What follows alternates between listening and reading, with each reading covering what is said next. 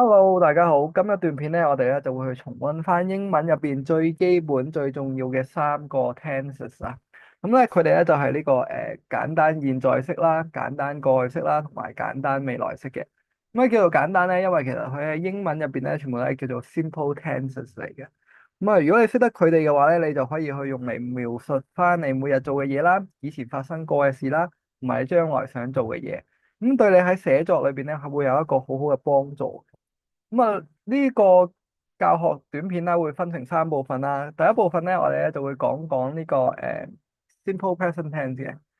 咁啊，簡單現在式咧，其實一般嚟講咧，係用嚟表示一啲習慣去做嘅一啲嘢，即係一啲慣性嘅動作，亦都可以用嚟去講一啲事實啦，或者常態嘅。通常會配合嘅時間咧，會嘅副詞啦，會有呢個 every day 啦、usually 啦、always 啦、sometimes 啦。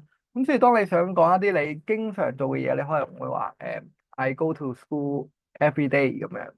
如果你話想講一啲你經常會同朋友做嘅嘢，即係你可能會話 My friends and I always play mobile phone together 咁樣啦。咁啊個結構嚟講咧，就係一個主語啦，即係一個 subject 啦，一個 noun 啦，再加一個原形嘅動詞啦。咁如果你個 subject 咧係一個第三人稱，即係 he、she 啊，或者單數嘅名詞啦，就要加 s 或者 es 嘅。咁我哋睇一啲例子啊。咁啊例子嚟講，可能會話 I go to school every day 啦，你每日都翻學啦。咁啊，she plays the piano。咁 plays 呢個字咧，你見到有個 s 喺度咧，因為佢係第三身嘅 noun 啦，即係 she 啊嘛。咁所以你就要個動詞要加 s 啦。咁啊，記住一樣嘢啦，就係第三人稱嘅單數啦，即係 he、she 嗰啲咧，後邊嘅動詞咧，後邊嘅 verb 啊係要加 s 噶。咁啊，記得係後邊個 verb 喎，唔係個 noun 要加 s 啊，係講緊個動詞要加 s 啊呢度。咁你都可以話 The sun rises in the east。咁啊，你話太陽由東邊升起噶嘛？咁 the sun 嘅話咧，其實係一個單數嘅名詞啦。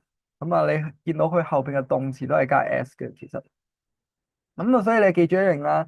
通常你見到一啲單數或者不可數嘅一啲名詞啦，就會後邊嘅動詞要加 s 嘅。咁呢個我打錯字啊，其實應該係不可數嘅名詞啊。咁啊，另外一樣嘢咧，就係如果你話否定句啦，simple present tense 嘅否定句嘅話咧，你可能會話用 don't 或者 doesn't 嘅，即係佢否定係講一啲冇嘅嘢或者唔存在嘅一啲嘢啦，咁樣。咁你可能會話 we don't know the answer，即係我哋唔知道嘅答案，呢個係一個否定嘅句型啦，即係你會見到 we 嘅話後邊跟個 don't 啦。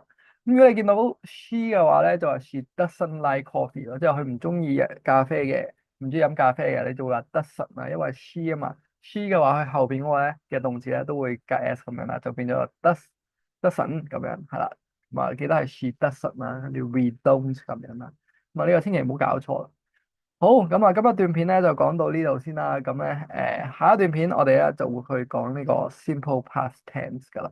OK，咁我哋下一段片見。